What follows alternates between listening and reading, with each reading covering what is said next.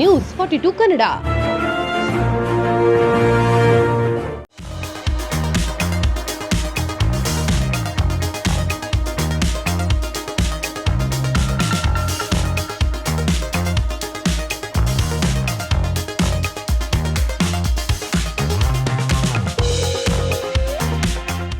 ಅರಳಿ ಮರ ತಂದು ಇಲ್ಲಿ ನೀರಿರೋದು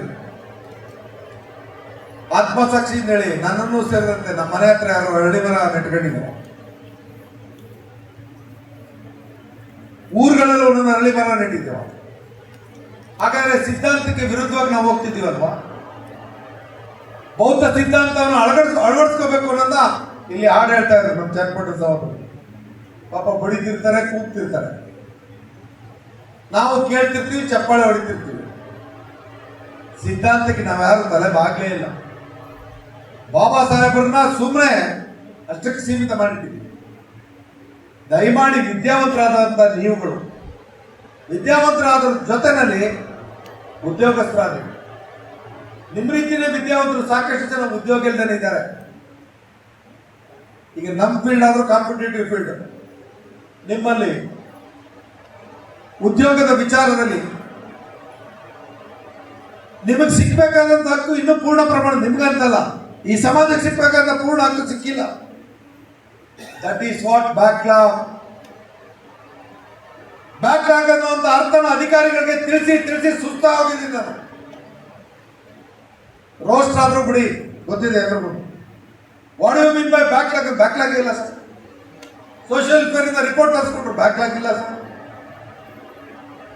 ಸೋಷಿಯಲ್ ವೆಲ್ಫೇರ್ ಯಾರು ನನಗೆ ಬ್ಯಾಕ್ಲಾಗ್ ಹೇಳಕ್ಕೆ ನನ್ನ ಇಲಾಖೆಗೆ ಅಂತಾರೆ. ಮಾತೃ ಇಲಾಖೆ ಯಾರು ಅಂತ ಅವ್ರಿಗೆ ಅರ್ಥ ಇಲ್ಲ. ಇವೆಲ್ಲ ಪ್ರಶ್ನೆ ಎತ್ತಿ ಹೇಳ್ತಿರ್ಬೇಕಾದ್ರೆ, ವಂಚನೆ ಆಗ್ತಿರ್ಬೇಕಾದ್ರೆ ಒಕ್ಕರ್ರದನಿ ನಿಮ್ಮಲ್ಲಿಲ್ಲ. ನಿಮ್ಮ ರಾಜ್ಯ ಸರ್ಕಾರಿ ನೌಕರರ ಸಂಘಟನೆಯಲ್ಲಿ ನೀವು ಭಿಕ್ಷೆ ಬೇಡ ಅಂತ ಮಾತನಾಡಿದ್ರಿ. ಈಗ ಯಾಕೆ ಭಿಕ್ಷೆ ಬಿಡ್ತೀರಿ? ಆ ಸಂಘಟನೆಯಲ್ಲಿ ಪಾಲ್ಗೊಳ್ಳಲೇಬೇಡಿ. ನಿಮಗೆ ಎಲ್ಲಿ ಮರ್ಯಾದೆ ಇಲ್ಲ, ಗೌರವ ಘನತೆ ಇಲ್ಲ, ಅಲ್ಲಿ ಒಂದು ಕ್ಷಣ ನೀವು ನಿಲ್ಬೇಡಿ. ಇದು ಅಂಬೇಡ್ಕರ್ ನುಡಿ, ನಂದಲ್ಲ. ನಿಮಗೆ ಸ್ವಾಭಿಮಾನ ಇಲ್ಲ ಅಂತಂದ್ಮೇಲೆ ಭಿಕ್ಷೆ ಕೇಳಕ್ಕೋಸ್ಕರ ಅಲ್ಲಿ ಮೀಸಲಾತಿ ಕೇಳಕ್ ಹೋಗ್ತಿದ್ದೀರಾ? ನೋಡೋಣ, ಎಲ್ಲರೂ ನೀವು ಇನ್ ಮುಂದೆ ಚುನಾವಣೆನ ಬಹಿಷ್ಕರಿಸಿ. ಯಾಕೆ ಈ ಮಾತು ಹೇಳ್ತೀನಿ ಅಂತಂದ್ರೆ, ಇಷ್ಟೊಂದು ಒಂದು ಸರ್ಕಾರದಲ್ಲಿ ನೌಕರರಾಗಿರ್ತಕ್ಕಂಥವ್ರಲ್ಲೇ ನಿಮ್ಮನ್ನ ಸಮಾನವಾಗಿ ಕಾಣ್ತಕ್ಕಂಥ ವ್ಯವಸ್ಥೆ ಇಲ್ಲ ಅನ್ನೋದಕ್ಕೆ ನನ್ನ ಮನಸ್ಸಿನ ನೋವಿನ ಮಾತು ಇದು. ನಾನು ಅವ್ರು ಯಾರನ್ನು ವೈಯಕ್ತಿಕವಾಗಿ ವಿರೋಧ ಮಾಡಿ ಮಾತಾಡ್ತಾ ಇಲ್ಲ. ಆದ್ರೆ ನೀವು ಇಲ್ಲಿ ಪ್ರಸ್ತಾಪ ಮಾಡಿದಂಥ ವಿಚಾರ, ನೌಕರರ ಚುನಾವಣೆಯಲ್ಲಿ ನಾವು ಯೂನಿವರ್ಸಿಟಿಗಳು ಮೊದಲು ನಡೀತಿತ್ತು. Fine arts secretary, joint secretary, ಅದಕ್ಕೆ ಮಾತ್ರ ಕೊಡ್ತಿದ್ರು. I am the first person at Bangalore university who got elected mister Ramachandra belongs to schedule caste. ಅವನನ್ನು ನಿಲ್ಲಿಸಿ ಬೆಂಗಳೂರು ವಿಶ್ವವಿದ್ಯಾಲಯದ ಪ್ರಥಮ SC ಅಧ್ಯಕ್ಷರನ್ನಾಗಿ ಮಾಡಿದೆ. ನಾವು ಚಾಲೆಂಜಸ್ನ ಎಲ್ಲಿಗೆ ಮಾಡಿದ್ದೀನಿ ಅಂತಂದ್ರೆ, ಇವತ್ತು ನಾನು ಕುಳಿತಿರ್ತಕ್ಕಂಥ ಮಾಲಿನ್ಯ ನಿಯಂತ್ರಣ ಮಂಡಳಿಯ ಪ್ರಥಮ SC ಅಧ್ಯಕ್ಷ ತಾನೇ. ಕೋಆಪರೇಟಿವ್ ಫೀಲ್ಡ್ ಅಲ್ಲಿ ನಾನು ಯಾಕೆ ಇಷ್ಟೊಂದು ಪ್ರಯತ್ನ ಮಾಡಿದೆ ಅಂತಂದ್ರೆ, ನನ್ನ ತಾಲೂಕಿನಿಂದ DCC ಬ್ಯಾಂಕ್ ಡೈರೆಕ್ಟರ್ ಆಗೋದಕ್ಕೆ ಚಾಲೆಂಜ್ ಇತ್ತು. ಆದ್ರೆ ಅಲ್ಲಿಂದ ಅಪೆಕ್ಸ್ ಬ್ಯಾಂಕ್ಗೆ ನೇರವಾಗಿ ಬರ್ತಾ ಇದ್ದೆ. ಒಂದೇ ಓಟ್ನಲ್ಲಿ ನನಗೆ ಷಡ್ಯಂತ್ರ ಮಾಡಿ ಮಾತ್ರವಾದಂತ ಇಬ್ಬರು ನಾಯಕರುಗಳು ನನ್ನನ್ನ ತಡೆದ್ರು. ಚಿಂತೆ ಇಲ್ಲ, ನನ್ನ ಹೋರಾಟನ ಬಿಡಲಿಲ್ಲ. ನಾನು ಆಗ್ಲಿಲ್ಲ ಅಂತಂದ್ರು ಇಡೀ ಕರ್ನಾಟಕ ರಾಜ್ಯದಲ್ಲಿ ಪ್ರತಿನಿಧಿತ್ವ ಪಡೆಯುವಂತ ರೀತಿಯಲ್ಲಿ ಮೀಸಲಾತಿನ ಅದರೊಳಗೆ ಸೇರಿಸಬೇಕು ಅನ್ನೋದಕ್ಕೆ ಸಿಕ್ಕಿದಂತ ಅವಕಾಶದಲ್ಲಿ ಕೊಟ್ಟಿದ್ದೀನಿ. ನಿಮ್ಗಳಿಗೆ ನಾನು ಹೇಳ್ತಾ ಇರೋದು ಇದನ್ನೇ. ಬಾಬಾ ಸಾಹೇಬ್ರನ್ನ ಓದಿ ಅರ್ಥ ಮಾಡ್ಕೊಳ್ಳಿಲ್ಲ ಅಂತಂದ್ರೆ ಸುಮ್ಮನೆ ಒಂದಿನ ಕೂತ್ಕೊಂಡು ಚಪ್ಪಾಳೆ ಹೊರಬಿಟ್ಟು ಏನೋ ತಿಂಡಿ ಹಾಕಿ ತಿನ್ಕೊಂಡು ಹೋಗ್ಬೇಡ್ರಪ್ಪ. ಒಂದು ಸಣ್ಣ ಹೆಜ್ಜೆನಾರು ಅವರ ಹೆಜ್ಜೆ ಗುರುತಿನಲ್ಲಿ ನೀವು ಇಟ್ಟಿ ಸಮುದಾಯಕ್ಕೆ ನಿಮ್ಮ ಕೊಡುಗೆಯನ್ನು ನೀಡಿ. ರಾಮನಗರ ಜಿಲ್ಲಾ ಕೇಂದ್ರದಲ್ಲಿ ಇರ್ತಕ್ಕಂಥ ಸಿಬ್ಬಂದಿ ನೌಕರರು ಎಷ್ಟು ಜನ ಇದ್ರಿ? ಕೈ ಎತ್ತಿ. ರಾಮನಗರ ಜಿಲ್ಲಾ ಕೇಂದ್ರದಲ್ಲಿ ಸಂಕೋಚ ಪಡ್ಬೇಡಿ, ಎತ್ತಿ. ನಿಮ್ಗೆಲ್ರಿಗೂ ಸ್ವಲ್ಪ ಮೇಲೆತ್ತಿ ತಲೆ ಎತ್ತಿ ನೋಡಿ. ಕಾಣಿಸ್ತಾ ಇದೆಯಾ? ಯಾರಪ್ಪ ಸೋಷಿಯಲ್ ವೆಲ್ಫೇರ್ ಆಫೀಸರ್ ಅಲ್ಲಿ ಏನ್ ಮಾಡ್ತಿದ್ಯಾ? ನಾಳೆ ಸೋಮವಾರ ನನಗೆ ಎಸ್ಟಿಮೇಟ್ ತಗೊಂಬ, ಹಣ ಕೊಡಿಸ್ತೀನಿ. ನಾನು ಮೈಂಟೆನೆನ್ಸ್ ಗ್ರಾಂಟ್ ಇಲ್ಲ ನಿಮಗೆ, ನಿನ್ ಜವಾಬ್ದಾರಿ ಏನು? ಬರೀ ಕಚೇರಿ ಬಂದ್ಬಿಟ್ಟು ನಿನ್ ಕೆಲಸ ಮಾಡ್ಕೊಂಡು ಹೋಗೋದಷ್ಟೇನಾ? ಈ ಸಭಾಂಗಣ ಯಾರ ಹೆಸರಲ್ಲಿದೆ? ಇದಕ್ಕೆ ಬಹಳ ಖರ್ಚು ಹೋಗುತ್ತಾ? ಬದ್ಧತೆ ಇಲ್ಲ ಅನ್ನೋದು ಇಲ್ಲೇ ತೋರಿಸುತ್ತೆ. ಅದ್ರ ಜೊತೆಗೆ ನೀವು ಯಾರು ಇದನ್ನು ನೋಡೋಕೆ ಇಚ್ಛೆ ಇಲ್ಲ. ಯಾವತ್ತೋ ಒಂದು ದಿವಸ ಬಂದ್ರೆ ಭವನದಾಗ ಕೂತಿದ್ರೆ ಹೋದ್ರಿ. ನಮ್ಮ ಅಪ್ಪನ ಬಗ್ಗೆ ನನಗೆ ಗೌರವ ಇಲ್ಲ ಅಂತಂದ್ರೆ ಕಂಡವ್ರು ಬಂದ್ಬಿಟ್ಟು ನಮ್ಮ ಅಪ್ಪನ ಗೌರವ. ಅಂಬೇಡ್ಕರ್ ಬಗ್ಗೆ ನಿಮ್ಗೆ ಸ್ವಾಭಿಮಾನ ಅನ್ನೋದು ಇದ್ದಿದ್ರೆ ಇಂಥ ವಿಚಾರಗಳನ್ನ ಯಾರ ಕೈಲಿ ನಡೆಸ್ಕೋಬೇಕಾಗಿಲ್ಲ. ಹಳ್ಳಿಗಳಲ್ಲಿ ಇರ್ತಕ್ಕಂಥ ಸರ್ಕಾರಿ ಶಾಲೆಗಳಲ್ಲಿ 50% ಹೆಚ್ಚಿನ ಮಕ್ಕಳು ಇವತ್ತು ಓದ್ತಾ ಇರೋದು SC STಗಳು. ಅಲ್ಲಿ ಗುಣಮಟ್ಟದ ಶಿಕ್ಷಣ ಸಿಗ್ತಾ ಇಲ್ಲ. ಖಾಸಗಿ ಶಾಲೆಗಳ ಪೈಪೋಟಿ ನಡೆದಿದೆ. ಇನ್ನು ಮುಂದಿನ ದಿನಗಳಲ್ಲಿ ಬರೆದಿಟ್ಕೊಳ್ಳಿ, ಇನ್ಯಾರೋ ಕಾಂಪಿಟೇಟಿವ್ ವರ್ಲ್ಡ್ ಅಲ್ಲಿ SC STಗಳು ಭಾಗವಹಿಸಕ್ಕಾಗಲ್ಲ. ಸಮಾನ ಶಿಕ್ಷಣ ಸಿಗ್ತಾ ಇಲ್ಲ. ನಿಮ್ಮ ಕೊಡುಗೆ ಏನು? ನಿನ್ನ ಊರಿಗೆ, ನಿನ್ನ ಬೀದಿಗೆ, ನಿಮ್ಮ ಭಾಗಕ್ಕೆ, ನಿನ್ನ ಸಮುದಾಯಕ್ಕೆ ನಿಮ್ಮ ಕೊಡುಗೆ ಏನು? ನಿಮಗೆ ಮಾತ್ರ ಆದ್ರೆ ಆಯ್ತಾ? ಯಾರಿದ್ದಾರೆ ಅಂಬೇಡ್ಕರ್ ಅವರ ಮಕ್ಕಳು ಇವತ್ತು ರಾಜಕಾರಣದಲ್ಲಿ ಅಥವಾ ಅಧಿಕಾರದಲ್ಲಿ, ಅಂತಸ್ತಿನಲ್ಲಿ, ಐಶ್ವರ್ಯದಲ್ಲಿ? ಯಾರು ನಿಮ್ಮ ಹತ್ರ ಪಾಲ್ ಕೇಳ್ತಾರೆ? ನಮ್ಮ ಅಪ್ಪ ನಿಮ್ಗೆ ಎಲ್ಲ ಸವಲತ್ತುಗಳು ಕೊಟ್ಟ, ನನಗೆ ಇಷ್ಟು ಪರ್ಸೆಂಟೇಜ್ ಕೊಟ್ಟಿದೆ ಕೇಳ್ತಿರೋರು ಯಾರಿದ್ದಾರೆ? ಅರ್ಥೈಸ್ಕೊಳ್ಳಿ.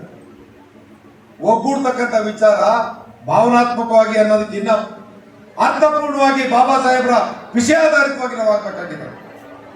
ಈ ವಿಚಾರದಲ್ಲಿ ವೈಫಲ್ಯತೆಯನ್ನು ಇಟ್ಕೊಂಡು ಆಡಂಬರದ ತೋರಿಕೆಯ ಜಯಂತಿಗಳನ್ನ ದಯವಿಟ್ಟು ಮಾಡಬೇಡಿ. ಅಂಬೇಡ್ಕರ್ಗೆ ನಾವು ಮಾಡ್ತಕ್ಕಂಥ ಅವಮಾನ ಆಗ್ತದೆ. ನಿಜವಾದಂತ ಗೌರವ ನಮ್ಮನ್ನ ಸಲ್ಲಿಸಬೇಕು ಅಂತಂದ್ರೆ ಕೆಚ್ಚೆದೆನೂ ಇರಬೇಕು, ವಿದ್ವತ್ತು ಇರಬೇಕು, ಸಂಘಟಿತ ಹೋರಾಟನೂ ಇರಬೇಕು. ಜವಾಬ್ದಾರಿಯ ತೀರ್ಮಾನಗಳು ನಮ್ಮಿಂದ